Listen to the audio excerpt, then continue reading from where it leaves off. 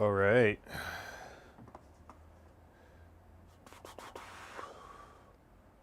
Hello, everybody. I'm going to turn up the volume a little bit.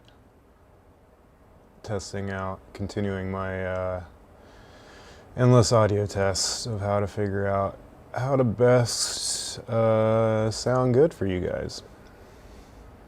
So I'm trying out, I got a little lav mic here.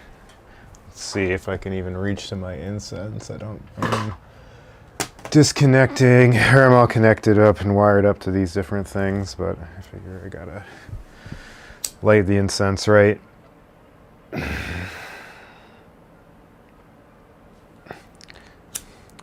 There's a synth YouTube guy that I watch. You know, he reviews his synthesizers and stuff. Bo Beats, he's Swedish. And he always, his whole thing is like, every video he does, he always like, oh, now I'm gonna take a sip of the coffee. And he just kind of has this theme of coffee continually throughout all of his YouTube videos. So, you know, that's our sip of the coffee. It's our lighting the incense, right? Though I am getting low, I'm gonna have to go hit up the Bhutanese fam, get my incense. All right, take a sip.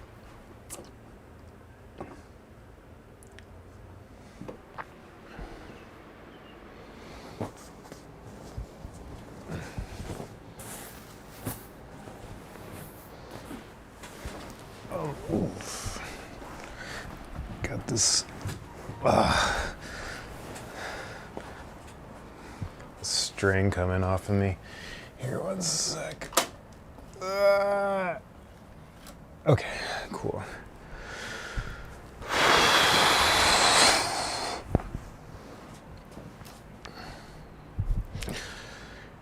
All right, so welcome everybody. My name is Jeremy, and I'm here to teach you some meditation today. So just in case you've just stumbled upon this channel, you know, if you like the content you see, please make sure to like the video and subscribe to my channel. Also, I am available for private sessions, one-on-one sessions, charging $50 an hour, but I'm open to negotiate. So if $50 is too much for you, just reach out to me. Happy to discuss and figure out some way that we could work together. Also, if you'd like to just make a donation to me and to the channel, you'll find my Venmo information in the bottom. You can also PayPal me and just use my email, jeremyrmcmahon@gmail.com. So before we continue our series about the 5 hindrances, we're on hindrance 3 today, which is actually kind of two sides of one coin, as we will see. I actually got a question from my dad. Apparently my parents are the only people that ask me questions when it comes to meditation. So my dad asked, you know, he was like, well, the Buddha lived about 2,500 years ago. And, you know, he meditated. And so my dad was wondering, you know, where did meditation come from? Who was the first person to meditate? You know, how old is meditation? And short, simple answer, we don't know. I would just say. You know, it's funny, because when you hear about like yoga, you know, like stretching yoga, asana yoga, or even just like Hinduism in general, they always love to talk about like how old it is. They're like, Hinduism's the oldest religion, you know, yoga is thousands and thousands and thousands of years old. It's like 20,000 years old, 15,000, 5,000 years old, you know. So the Hinduism and Hindu thought often works with these like big, or at least that's how it's presented, I would say. But to be honest, most of the Hindu like yoga and philosophy that we're familiar with today was a response to colonialism in the 19th century.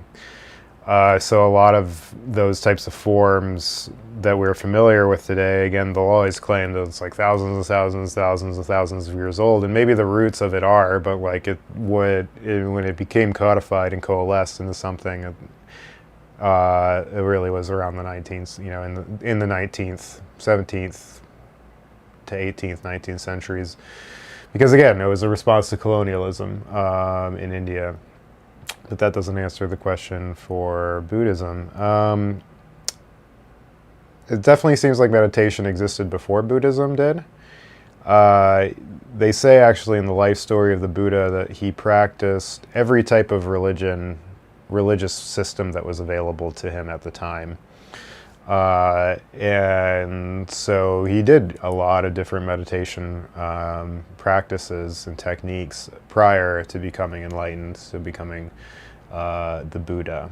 And then the thing about the age of Hinduism, though, is that the oldest, I'm going to have to look some things up real quick just because I don't want to lead you astray. But the oldest text in Hinduism is the Rig Veda.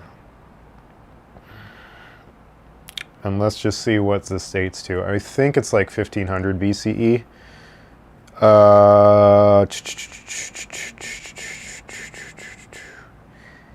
Dating.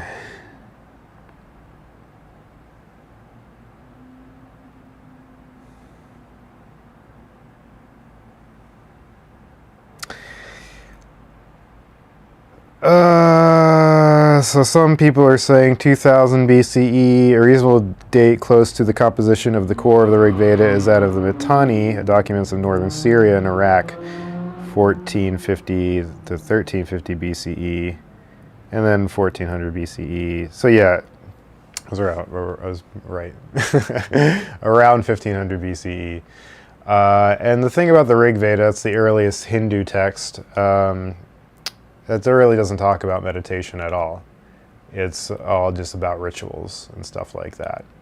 So I highly doubt that meditation is really as old as a lot of the yogic traditions claim that it is, because if the Rig Veda only dates to about 1500 BCE, and that's kind of the start of it, does it really stem back thousands and thousands of years? The other thing I want to look up really quick, is the Proto-Shiva seal from the Indus River Valley and what those dates were. Pashupati.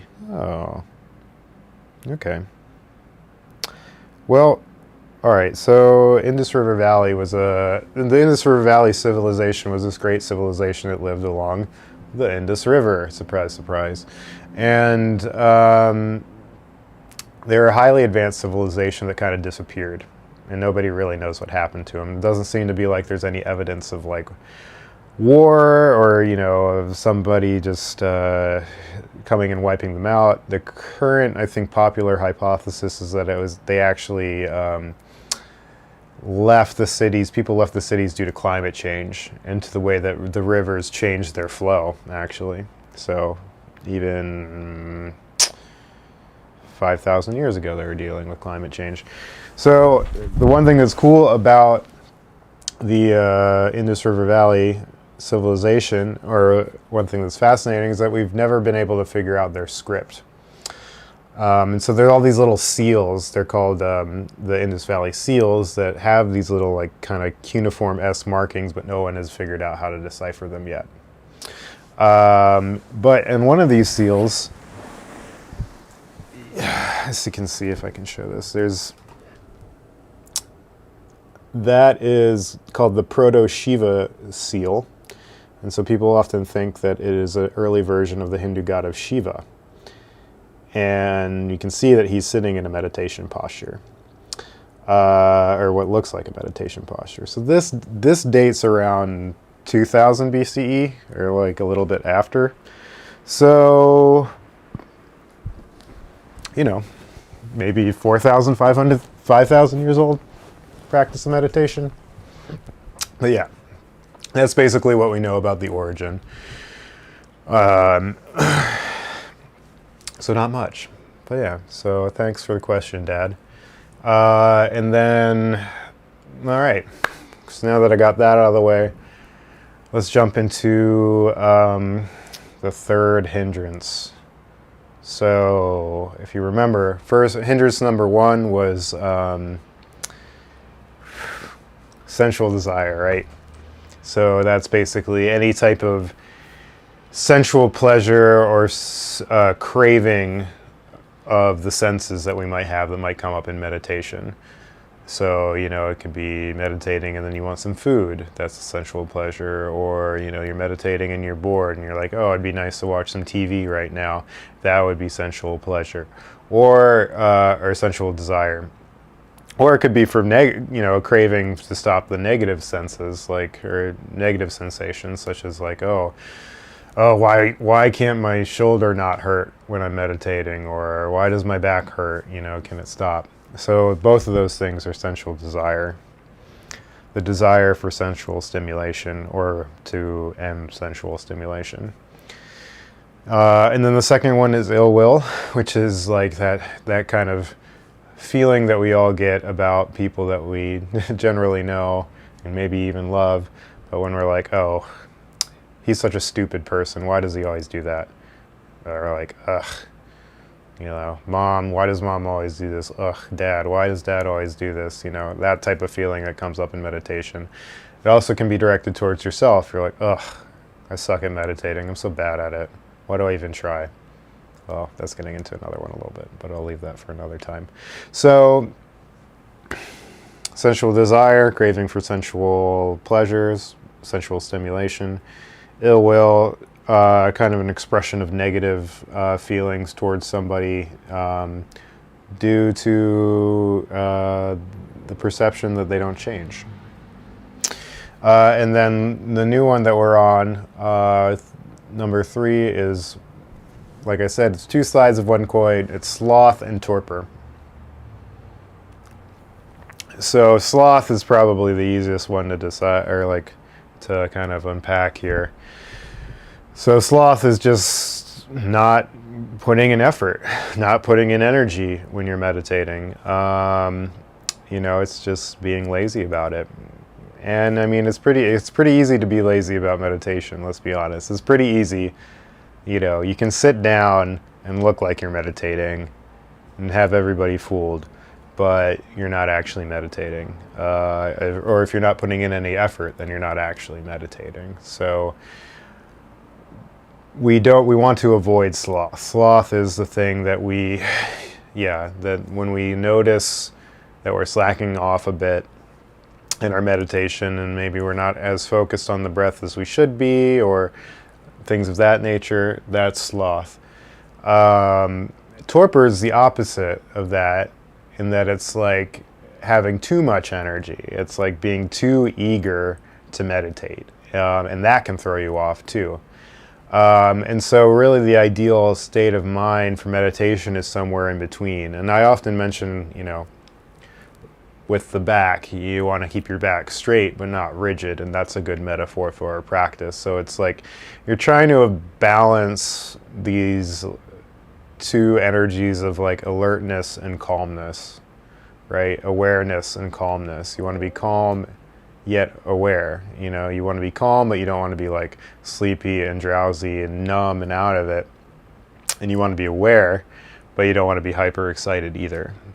So that's kind of the place we're trying to get to when we're meditating. We're trying to get to some place where we can maintain a level of calmness, but also a sense of awareness too. It's not like we're getting so relaxed that we just fall asleep, That's not the goal here. The goal is to wake up, actually. That's always the thing. People are like, oh, meditation is really good for, helping you sleep. Well, it's actually meant to wake you up. That's the thing. It's supposed to wake you up. So that's the third hindrance, the sloth and torpor. So just keep an eye out for that when we're practicing today. Notice the moments when you're just kind of slacking off. And you're not really focusing too well. And then there may be some moments when you're like, oh, gotta focus on the breath, gotta focus on the breath, gotta focus on the breath, gotta focus on the breath. And that's not what you want either. You just want to notice the breath. We're just watching it. We're not controlling it. We're just watching it, right? So That is Sloth and Torpor. And so why don't we meditate?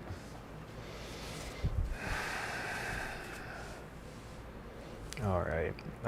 So we're going to do the body scan meditation that we usually do. So take a comfortable seat, either cross-legged on the floor or in a chair. And it'll last about 10 minutes. Again, you can feel free to meditate with your eyes open or closed, whatever works best for you, whatever you feel most comfortable with. And you want to keep your back straight, but not rigid, right? So straight, not rigid. That's why we want our backs. That's how we want our minds. All right. So let's do it. We'll start at the ring of the bell.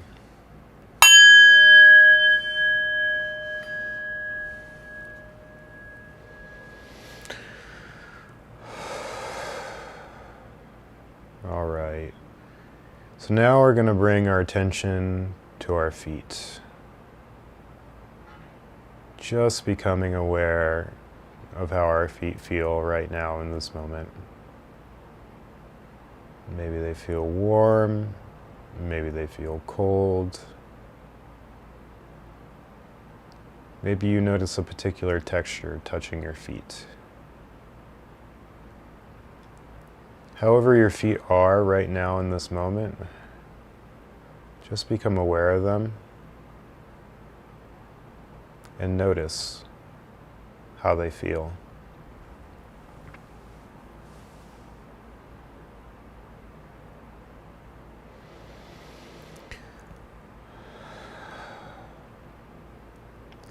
All right, now we're going to move our attention to our seat, to that place where our body comes in contact with the chair. Just notice how you're held up and feel the support for your practice.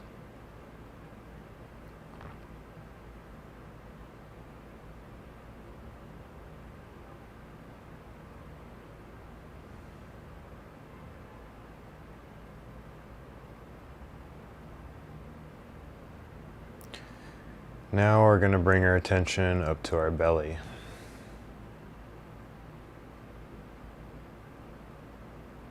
Begin to notice the belly's natural movements as it flows with the breath. You don't have to change anything about these movements, just become aware of them. Notice how your belly feels right now in this moment.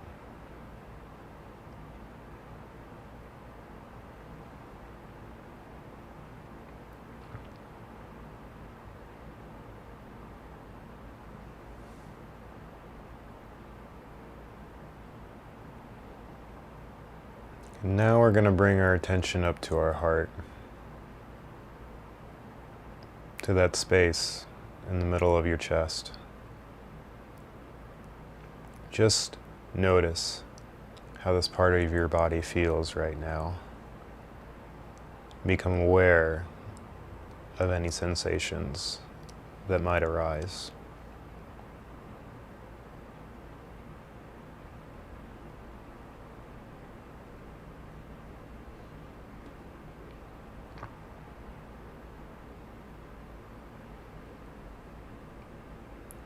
All right, now we're going to move our attention up to our shoulders. Just begin to notice how they feel right now in this moment. Again, there's nothing change about your shoulders. Just notice how they feel.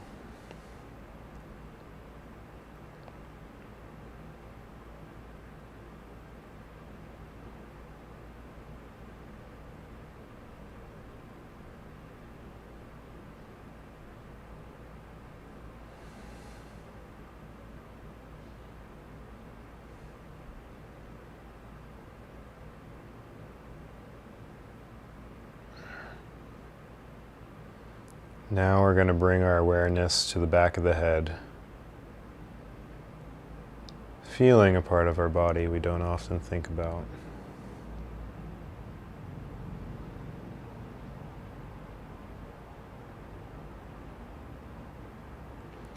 All right, now we'll move our attention back down to our feet, noticing any textures that may be touching them.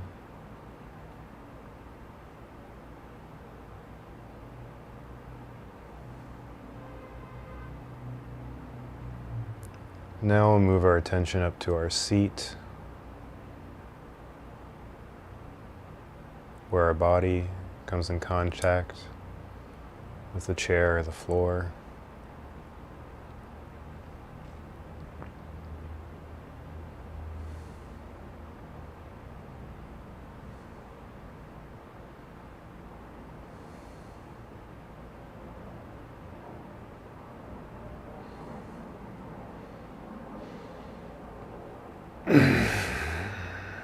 Now I bring my attention up to our bellies, noticing its subtle movements.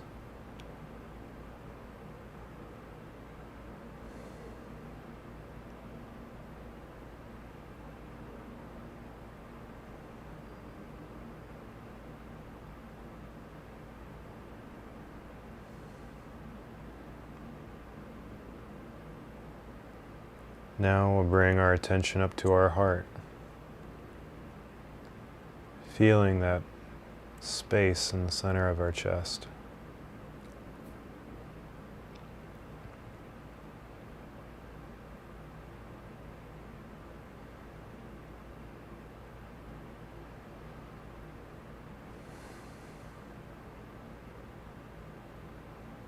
Now we'll move our attention up to our shoulders, just noticing how they are right now, in this moment.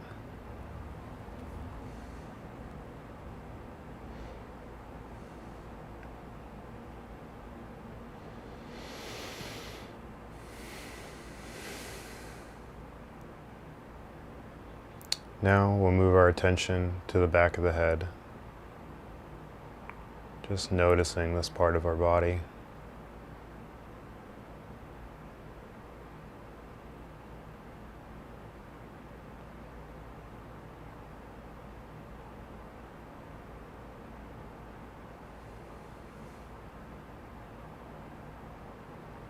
All right, now we'll bring our attention back down to our feet.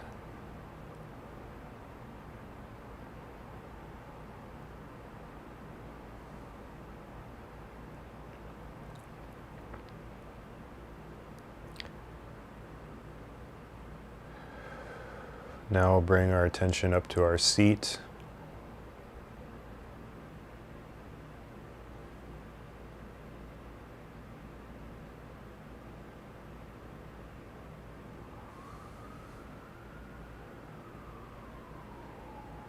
Now we'll bring our awareness up to our belly.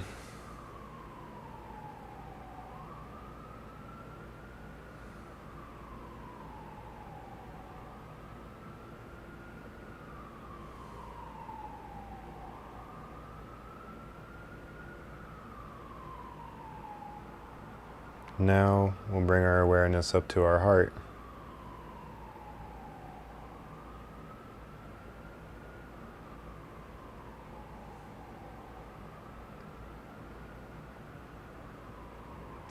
Now we'll bring our awareness up to the shoulders.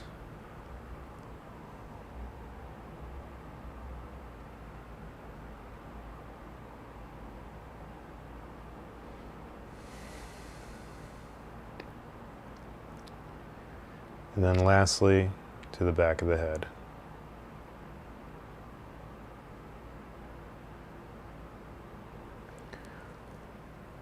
All right, in just a moment I will ring the bell, ending our first round of meditation.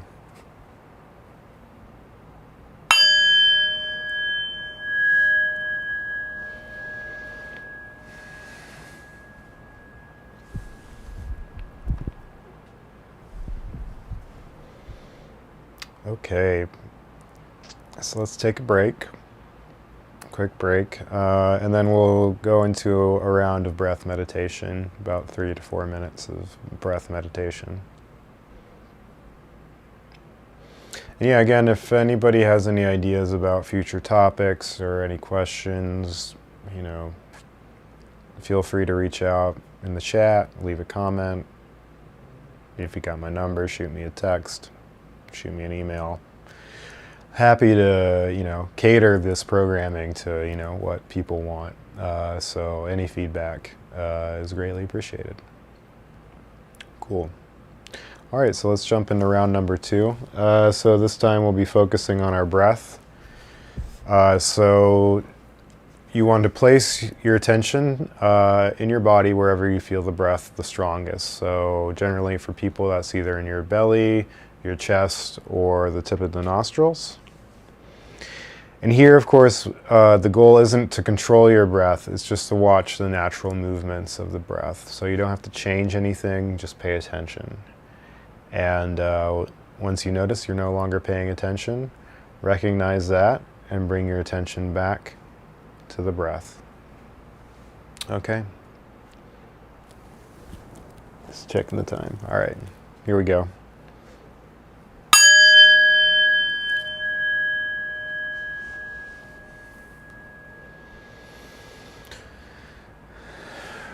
Now we're going to bring our attention to our breath, placing our attention in the body wherever we feel the breath. Don't have to change anything about the breath, just watch it and notice its natural movements.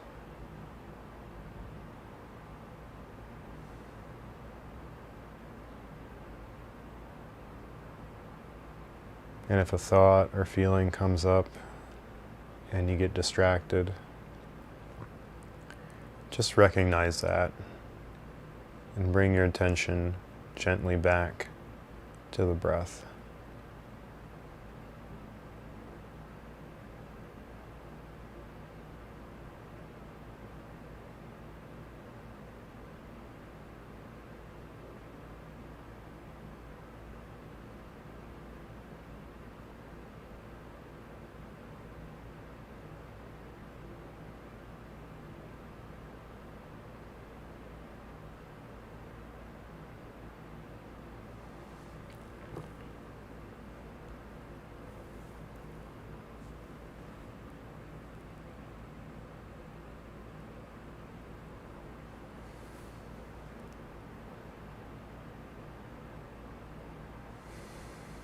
And if you get distracted, a memory from the past or a plan for the future comes, takes you away, that's truly okay.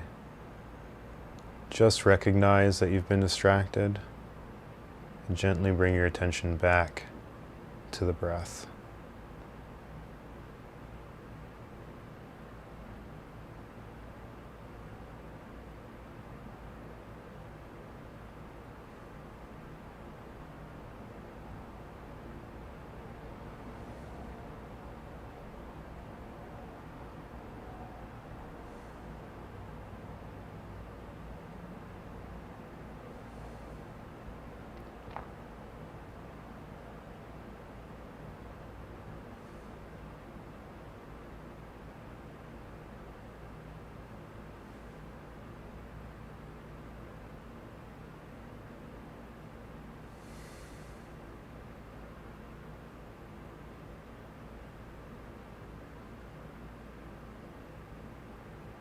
And if you catch yourself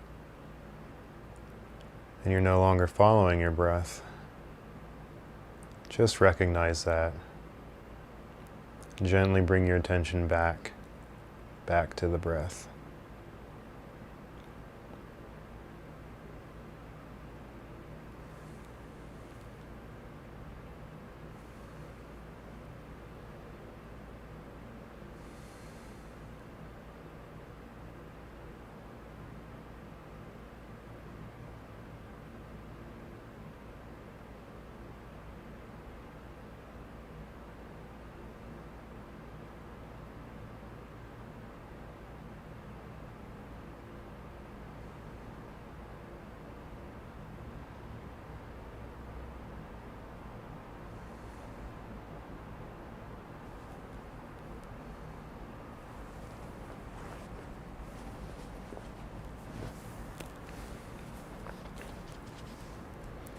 All right, in just a moment, I will ring the bell, ending our second round of meditation.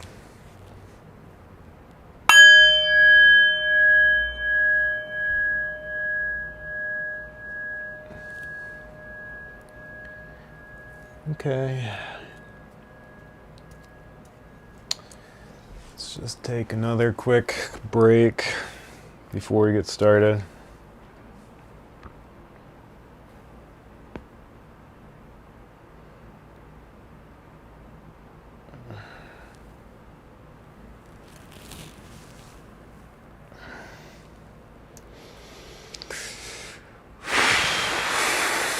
Okay, let's do one more round.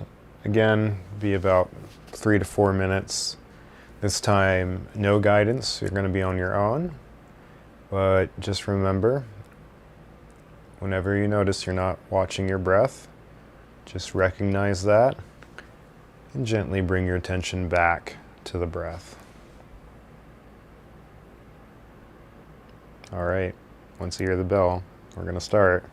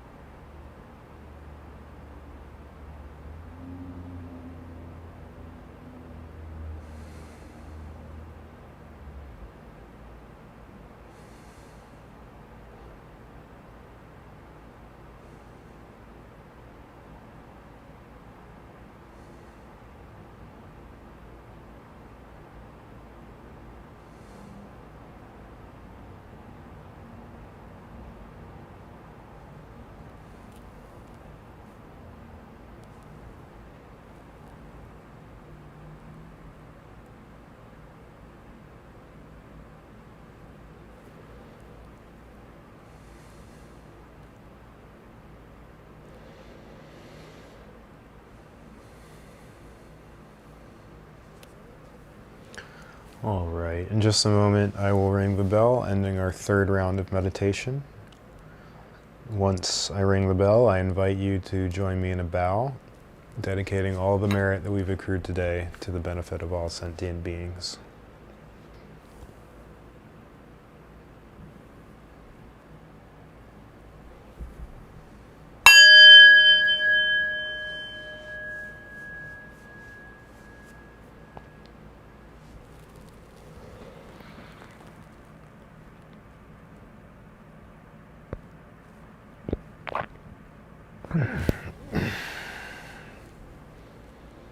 All right.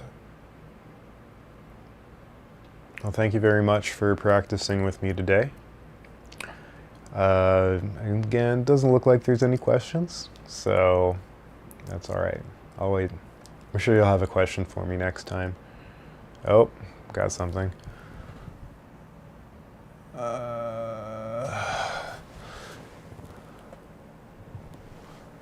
From, my boy Jason. Excellent stuff. Biggest question is, why did you choose NYC as home as opposed to LA, Western cities? That doesn't have anything to do with meditation. I don't know, man. Let's see. Well, okay. So let's back up. Before I graduated from college, everybody was like, "What do you want to do? You're majoring in religious studies. What the hell are you going to do with that?" And all I told them my whole senior year of college was, "I want to go back to Nepal." That was what I would tell people, is like, I'd want to go back to Nepal. I studied in Nepal in college, and I was just like, I just want to go back. And I did. After I graduated, it was sort of a kind of serendipitous thing. I got in contact with the study abroad company I used to work for, and I studied abroad with, and I was like, "Hey, any job openings?" And they're like, "Well, actually, we want to add a teaching assistant position in Nepal. Can you come to Nepal in like 4 days?" And I was like, "All right." So I did. It was kind of a whirlwind, but I did fly out. It was like less than a week. I figured out and got my plane ticket, and I was off. So I did that for about 2 semesters, and I really thought I wanted to be like an expat. I thought I wanted to actually like live in Nepal like for years. But after about 2 semesters of it, I was pretty over it, actually. And I was like, yeah, dang, I want to go back in the U.S., which was a good thing, it was a good thing to learn. And so I came back. That was like May 2011 when I got back, and I just stayed at home in Virginia Beach, where I grew up originally. So I just did that. Then I went to New York, and of course I'd visited New York before, but I was actually going to New York on my way to visit my friend Jeremy in Spain. I was going to fly out of New York, and I was coming and staying with my cousin in New York for a bit beforehand and afterwards. And I was just like, man, I didn't know what I was doing, in Virginia Beach. I also just got out of a relationship at that point in my life, and I was just like, I just want to live in New York, man. I just love walking here. I just love the streets. I love the energy. I don't know. And to be fair, I haven't really spent much time in LA. But, in general, like, New York things more appeal to me than LA things. I think I'm more of like a New York East Coast vibe than an LA West Coast vibe. Though LA does have its certain appeals for me. Find me a job out there, I'll fucking move out to LA. But until then, yeah, I'm gonna stay in New York, I guess. So yeah, I don't know. And it just also, a big part of why I wanted to be in New York too, after just that initial feeling, was because I wanted to work at the Rubin Museum of Art, which I did for 7 years. And just to be able to work in a Himalayan art museum where I could talk about this stuff and teach about Buddhism, and it was really such a fantastic platform because I got to just talk to everybody about this stuff. And so that was a big reason for why, you know, I really stayed in New York too, was so I could work at the Rubin. There's another comment. It does have to do with the meditation mindset. Just curious as to why to choose NYC coming back from Nepal. Yeah. I think another thing too is just like, because Nepal and India, it's so like sensually stimulating. Talking about sensual desire, funnily enough, it's like, I mean, it's just so overwhelmingly sensual in India and Nepal. There's so many people, there's so many things to see, there's so many like powerful smells, you know, powerful experiences. It's just like kind of a more like extreme way to live. And then when I got back to, you know, Virginia Beach in the suburbs, and it was just like, oh my God, what am I doing? Like, I don't know, I just remember like right when I got back and just like overhearing people in the grocery store complain about benign, or what I felt like were benign things. And I was like, why are you complaining? I was like, every building has air conditioning, you know, we all have electricity all the time. We all have fantastic internet connections. Like, we're all driving around in our own cars. Like, why are you, what do you have to complain about? And so, I don't know, just coming up to New York, it just felt like there's more of an edge to living here, and it's more kind of, you know, it's also an extreme place to live. So I feel like I got used to kind of that sensual stimulation that I would feel in India and Nepal, and I found it in New York. I found it mirrored in New York, actually. And I don't know, I mean, for me, like the first thing I said when I got to Kathmandu, the first thing I said, I was like, I don't know why, this is just what struck me. I was like, this is the closest I'm ever gonna get to living to New York City in the 70s. So I don't know, I just like, for me on a gut level, there's some type of connection between Kathmandu and New York that I can't really explain. It's both powerful places, powerful, inspirational places, where a lot of cool stuff has gone down. So yeah, I guess that's why I like New York. But you know, everybody, every New Yorker if there's something that all New Yorkers love talking about, is they love talking about how much they want to leave New York. So you know, that's always on my mind. Too. We'll see what comes. Cool.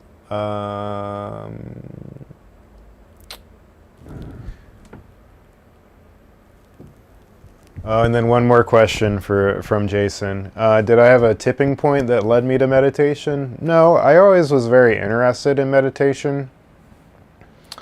And of course, like Buddhism and studying Buddhism, but for a long time that was all I did, was I just studied it. I wasn't a practitioner. And I mean really the thing that got me into seriously meditating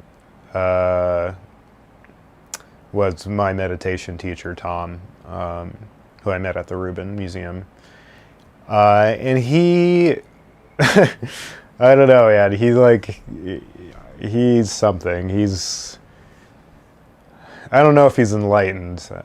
I'm sure you wouldn't say he's enlightened, but you know, I think he's a lot closer than most of us are. And he was always around the Rubin, and we'd always like talk, and he'd tell me a lot about the artwork, which was cool. And then I remember I asked him specifically about the Lamdre, the Lamdre is a particular system of becoming enlightened that belongs to the Sakya school of Tibetan Buddhism. And I remember asking him about the Lamdre, and he looked at me and his eyes just like lit up, and he's like, "Oh, you want to know about the Lamdre, eh?" And so we started meeting, and we would meet on a weekly basis pretty much, and he'd spend, 2-3 hours just talking to me about this system of meditation and talking to me about meditation. And, like he never asked anything of me. He never asked for money. He was so generous with his time, and I was like, I got to meditate. This dude is investing in time in me, and, I really need to honor that by doing meditation, because he wants me to, he's expecting me to do it. He's not just telling me this stuff so that I know about it. Like, he's really inquiring about my practice. And so that's really what pushed me over into really practicing regularly, was, having a teacher, I guess I would say. Having Tom there. And again, just somebody, it's really special when you have somebody that you can talk to one-on-one about these things, and really going deep to what your personal needs are. And that's what I'm trying to do with my private sessions, honestly, is, sort of mimic what Tom did with me, along with more meditation, actual meditation of us meditating together. Because every meditator's journey is unique, and everybody is going to have unique challenges and pitfalls and just different things that they're going to have to face when it comes to their practice. So it can be really helpful to have somebody with that personal touch. And so again, if that's something you'd like, I am available. And feel free to reach out, and we can work out some type of deal where I can help you, really help you with your practice and personalize your practice so that it meets your needs. Cool. Well, thank you all. This is a longer video, but I do appreciate the questions, and I do like talking about this stuff. I hope you enjoyed hearing about it, a little bit about my journey. I've been meaning to do a video where I just talk about sort of my background, but I haven't done it yet. Also working on, I don't know, man, this week I've just been like, ugh. I probably shouldn't talk about this as a meditation teacher, but I've been really distracted this week a lot. And I think it's just the quarantine kind of wearing me down. But anyway, yeah. So I want to do that video. I also want to put out the music that I've been working on. I said I wanted to put it out this week. I don't know. I don't think I'm going to get to it this week, to be honest. But keep an eye out for it. Hopefully within the next couple weeks or so, I'll have the tracks ready for you all, so that you can meditate on your own. And yeah, so thank you all again for practicing with me today. I do really appreciate it. And, I'll see you next time, Tuesday, 2 o'clock EST. All right. Stay compassionate. All right. That includes being compassionate for yourself.